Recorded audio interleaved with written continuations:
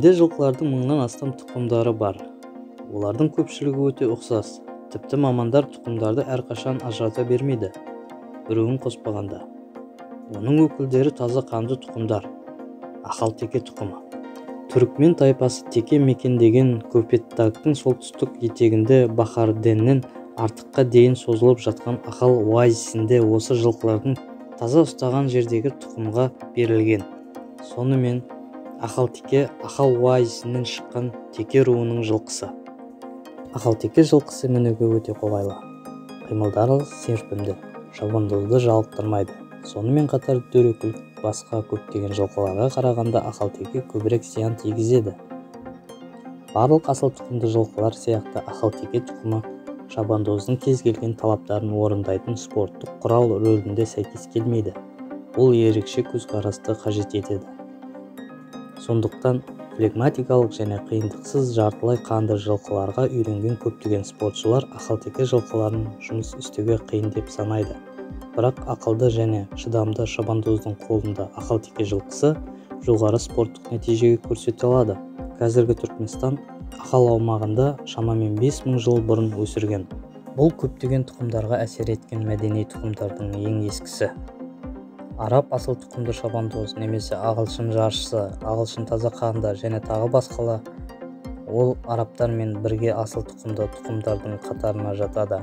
Өйткені ол анықтамалық мінетін жылқы болып табылады және 5000 жыл бойы басқа тұқымдармен араласпаған.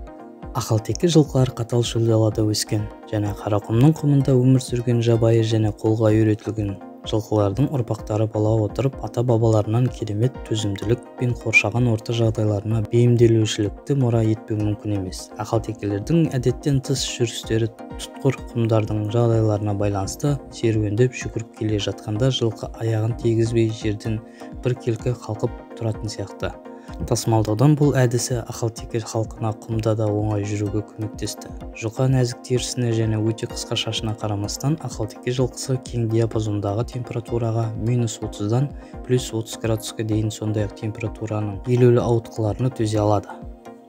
Қазіргі тарихта Ақалтеке тұқымының жылқылары бірнеше рет рекордтық көп күндік сапарлар мен спорттық жүгірулер жасады.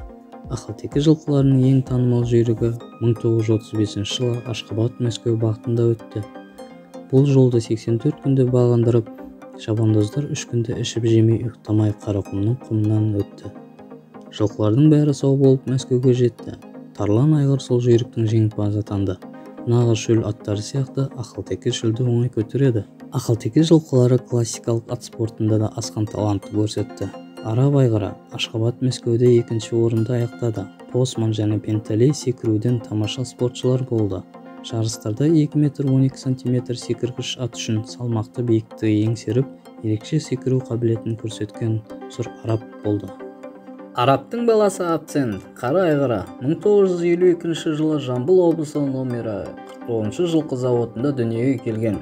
Әкесі сұр Ақалтеке айғыры араб, анасы Аққұба Ақалтеке бие Ақбақара. 1960 жылы Римдегі Олимпиадада ат тігу бағдарламасында өнер көрсеткен Абцент пен оның шабандозы Сергей Филатов Олимпиадада чемпион атанды. Бүкіл Олимпиада тарихында Абцент жалғыз ат болып қала берді.